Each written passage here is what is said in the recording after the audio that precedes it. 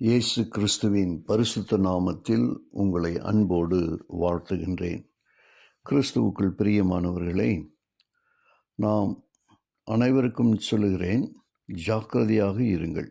ஏனெனில் ஒளியின் தூதனை போன்றே கிறிஸ்துவர்கள் கூடும் ஒவ்வொரு கூட்டத்திலும் ஒவ்வொரு ஆலயத்திலும் தன் பக்கத்தில் அங்கத்தினரை சேர்ப்பதற்காக சாத்தானும் அவர்கள் நடுவில் உலாவி வருகின்றார்.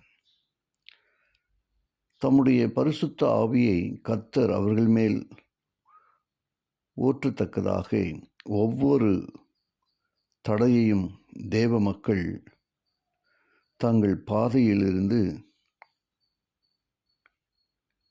அகற்றிவிடுவார்கள் என்பதை குறித்தே சாத்தான் மிகவும் பயமடைகின்றான். மனித இருதயத்தில் தன்னலும் சீர்கேடு ஆகியவற்றுடனே இடைவிடாது நாம் போரிட வேண்டியதாகும். தெய்வத்தை ஒரு மணி நேரம் அல்லது ஒரு வினாடி நேரம் மறந்து விடுகிறவர்களும் ஆபத்தான பாதையில் இருக்கின்றார்கள். ஒரு கிறிஸ்துவன் அஜாக்கிரதையாக இருக்கும் பொழுது வல்லமையுள்ள இந்த சத்துரு சடுதியிலும் பலமுடனும் தாக்குகிறான். வானுலகின் தூதர்களில் 1/3 வஞ்சிக்கப்பட்டனர்.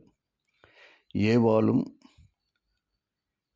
அவளின் முதற் பேரான காயினும் வஞ்சிக்கப்பட்டனர். ஜலப்பிரளயம் தோன்றிய வேளையில் உலகினர் அனைத்தும் 8 பேர் நீங்களாக வஞ்சிக்கப்பட்டிருந்தனர். கிறிஸ்துவானவரின் காலத்தில் இருந்த சமய தலைவர்களில் பலர் கண்கூடாக தேவகுமாரன் நமது பெரும் அற்புதங்களை செய்வதை கண்டிருந்தும் வஞ்சனைக்குள்ளாயினர். இறுதி நாட்களில் சாத்தானின் வல்லமை அதிகரிக்கும் பொழுது அவனால் கூடுமானால் தேவனால் தெரிந்து கொள்ளப்பட்டவர்களையும் அவன் வஞ்சிப்பான். சாத்தானின் சோதனைகளில் சக்தி அதிகரித்து வருவதால் நாம் வாழும் இந்த காலம் தெய்வ மக்களுக்கு ஆபத்து மிகுந்ததாக இருக்கின்றது.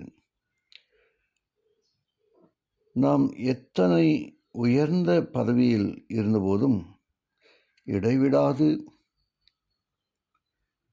விழித்திருந்து பிரார்த்திக்க வேண்டும். ஒவ்வொரு நாளும் தேவ ஆவியினால் ஆண்டு நடத்தப்பட வேண்டும், அல்லது நாம் சாத்தானால் ஆண்டு கொள்ளப்படுவோம்.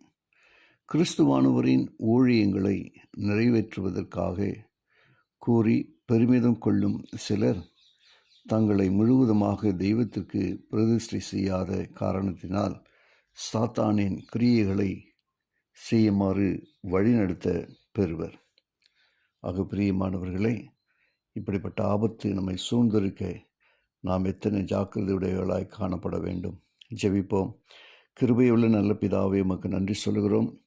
உடைய வார்த்தையின் வழியாக இந்த நாளில் வந்த நல்ல ஆலோசனைக்கான ஸ்தோத்திரிக்கிறோம். கேட்டு ஒவ்வொருவரையும் ஆசீர்வதியும். இயேசுவின் வழியாக ஜெபிக்கிறேன் நல்ல பிதாவே, ஆமேன்.